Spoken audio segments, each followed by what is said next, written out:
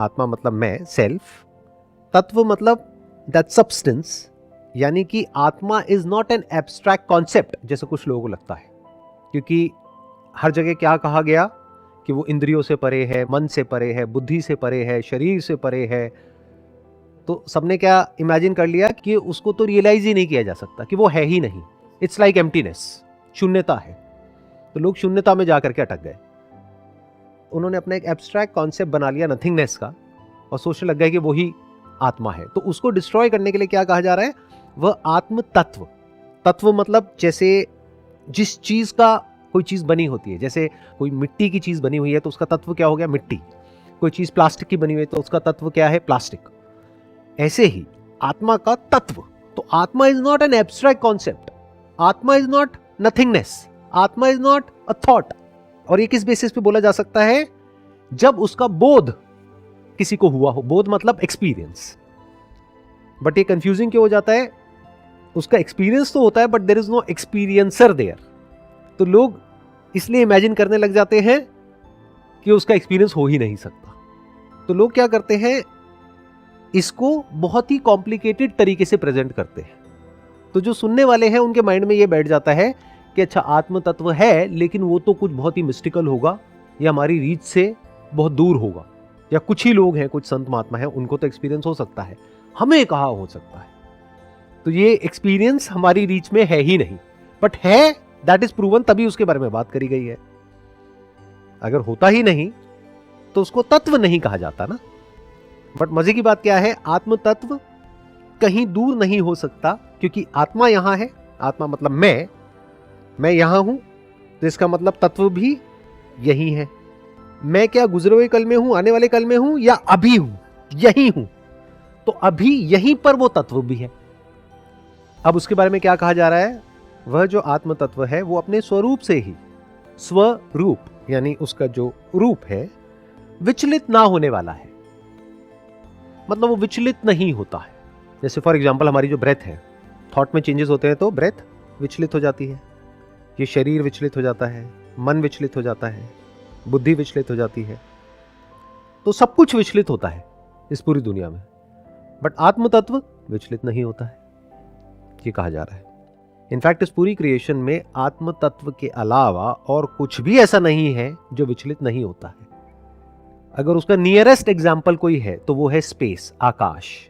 जैसे आकाश में सब कुछ विचलित होता है, जैसे टेबल है, इसको मैंने शिफ्ट कर दिया, विचलित हो गई, आकाश विचलित नहीं हुआ। But that is the nearest example. इसका मतलब ये नहीं है कि वो स्पेस है। एक तथा मन से भी तीव्र गति वाला है, वेरी इंटरेस्टिंग, कि वो एक ही है। आत्म तत्व एक है, यानी जितनी बॉडीज हैं उसमें अलग अलग आत्म तत्व नहीं है।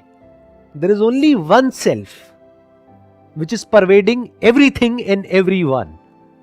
ये बहुत बड़ी बात है जो यहां पर कही जा रही है। और उसके बारे में क्या कहा जा रहा है, वो एक है तथा मन से भी तीव्र गति वाला है। थॉट से, फीलिंग से, इमोशन से। मुझे ये बताओ, थॉट से तेज क्या है इस पूरी क्रिएशन में? जैसे सन से अर्थ तक लाइट पहुंचने में कुछ सेकंड्स लगते हैं, लेकिन सोच करके देखो सन के बारे में, तो लाइट से भी तेज हमारा थॉट ट्रैवल कर गया। तो मन से तेज कुछ नहीं है as far as this universe is concerned. यानी जहां आपका थॉट पहुंचता है, जैसे एक ऑब्जेक्ट से दूसरे ऑब्जेक्ट तक वो पहुंचा थॉट हमारा। ये ऑब्जेक्ट्स क्या है, फॉर्म्स है, या आइडेंटिफिकेशन ऑफ समथिंग है, name given to a thing और अ पर्सन। तो ये थॉट जितनी देर में वहां से वहां तक पहुंचता है, मानो 1 सेकंड के 1,00,000वें हिस्से में पहुंचता है, उससे भी तेज आत्म तत्व है। तो ऐसा कौन सा तत्व है जो थॉट से भी तेज है? अगेन अगर उसका नियरेस्ट एग्जाम्पल देखा जाए तो दैट इज स्पेस। मेमोरी का भी जो ग्राउंड है वो स्पेस है।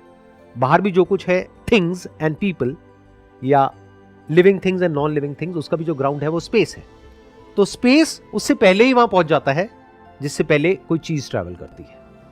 तो इसका मतलब क्या है कि जो आत्म तत्व है that is all pervading, that is everywhere. इसका यही मतलब हो सकता है, और कोई मतलब है ही नहीं। इसे इंद्रियां प्राप्त नहीं कर सकती।